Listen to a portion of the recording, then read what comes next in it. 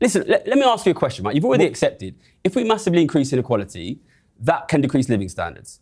If we massively decrease tax on the rich, people who make passive income of $200 million a year, do you think that will affect living standards of the middle class? I don't know. If they increase their ownership of wealth, if they increase their consumption of goods and services, where does it fucking come from? Listen. In this video, Guy Stevenson embarrasses Dave Rubin's billionaire bootlicking.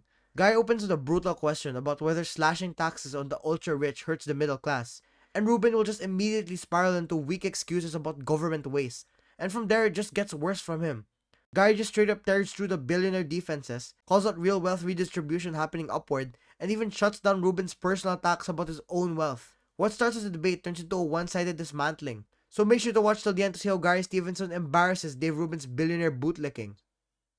We have sat here in the last 5 years. We've watched the biggest ever increase in millionaire and billionaire wealth in the history of this planet, immediately followed by a collapse in living standards of the middle class, a complete collapse in the ability of ordinary people to own assets, and nobody's drawing the connection. Gary, let me ask you a hard question. Can you point to a country in the last century where socialism has worked? I will point to a country where taxing the rich at a fair rate led to good living standards for working people, United States, 1955. Dave? Well, I would say, again, in light of the fraud and criminal negligence that has been exposed, that is being exposed literally the second as we are recording this, the idea that we would be going in right now and saying to certain people, you should give the government more money and the government will be a good steward of those dollars, I think is completely ridiculous. Well, we can probably all agree about the waste, right? I mean, that's a given. But sure, but the principle of what Gary's talking about. Well, I am for everyone keeping as much of their hard-earned money as possible. Piers, my guess is you have more money than me. I don't deserve your money, and I can't have it. I sincerely hope I do, and no, you don't. Exactly. And I don't deserve your money either. And I think that the overall concept here, which is that somehow if we can just take from these people, it's not to say that the system is perfect. I'm not trying to take from the rich. I'm not trying to take from the rich. But you just said you wanted to get us back to 1950s rates of tax. I am trying to stop the redistribution. I am trying to stop the redistribution that is happening in front of our eyes. The American middle class, the British middle class is dying. Their wealth is being sucked away and is being owned by an international super rich elite who pay no tax, while the people watching this show pay 40%, 50%, while billionaires pay nothing. Let me ask you a difficult question. But I don't understand. Let me ask you a difficult question. Billionaires pay nothing. No, they pay all sorts of taxes. I've got a difficult question, which is, there are a lot of people watching this agreeing, and obviously people disagreeing as well, but... So Gary just lays it out clear. In just 5 years, we've seen billionaire wealth explode while the middle class basically collapses. And nobody's connecting the dots somehow. Then Piers throws in that typical deflection, where has socialism worked? And Gary just shuts it down immediately. He's not even pitching socialism. He's pointing to a time in America when taxing the rich properly actually gave working people a decent life. 1955. Strong wages, affordable homes, and rising living standards. That's not theory, that's just a historical fact right there. Then Rubin jumps in and it's just classic distraction. He's rambling about government waste, talking like the idea of funding schools and healthcare is some huge scam. And somehow it turns into this weird libertarian monologue about how he doesn't deserve his peers' money. Like bro, no one said you did. Gary's talking about stopping the redistribution that's already happening, from bottom to top, while Rubin's pretending like billionaires are somehow victims.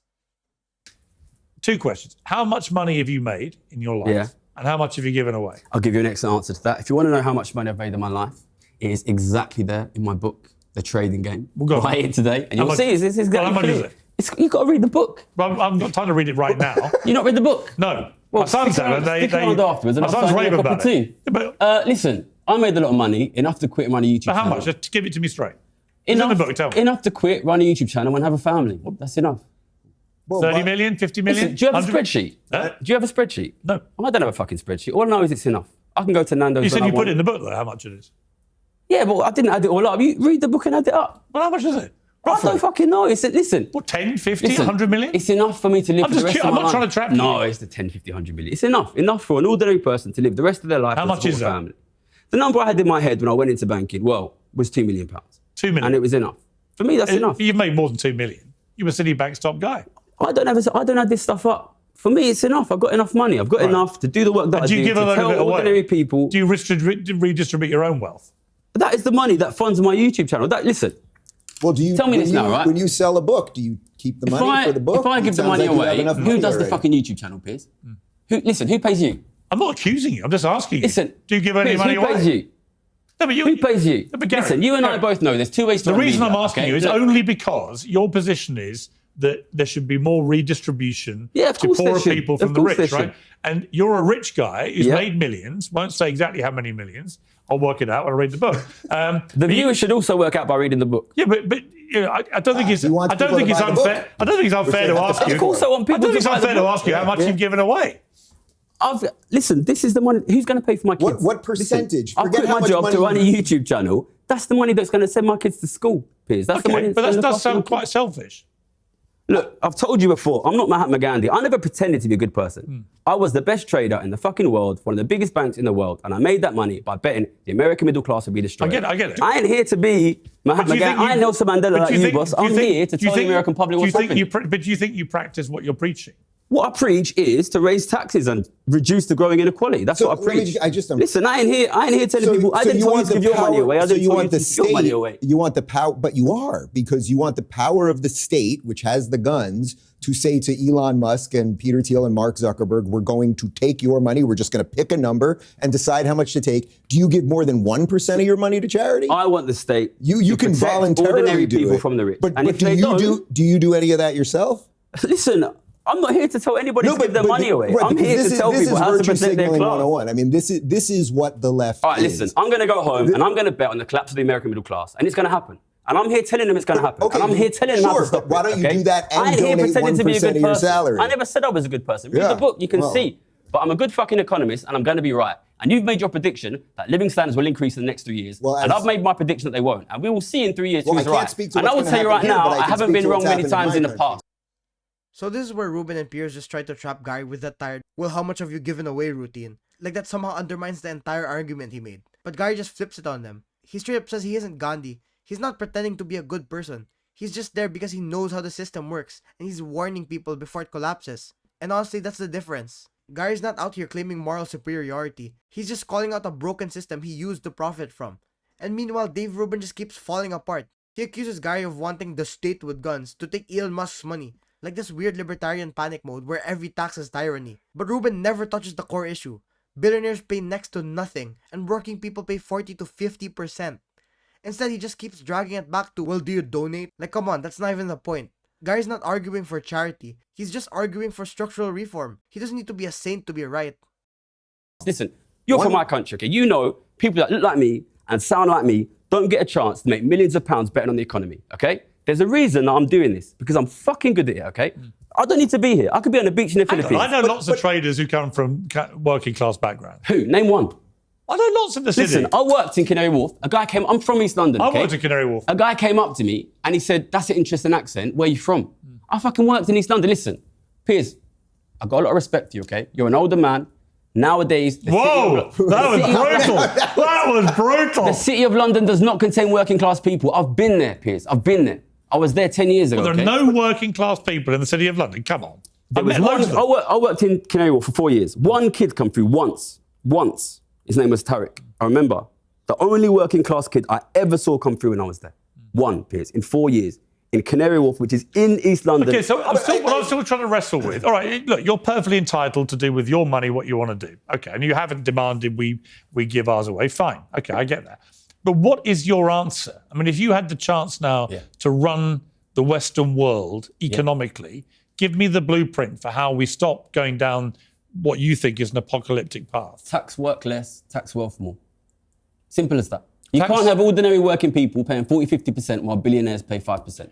But ordinary working people don't. But you mean the middle class, though? That's not working class. Working class people pay 30, 40, 50% once you include everything. Once you include their VAT, once you include their income taxes, they do. They do. Once you include their health taxes, well, would you be for a flat tax? Pick whatever the number is, 12% on No, because it won't work. A flat tax is still going to work. Listen. So what would you like to see? I know you're an American, okay? Listen, look at the history of my country, okay? For hundreds and hundreds of years, a small, tiny, super wealthy elite lived the fucking dream while ordinary people live lives of desperate poverty, okay?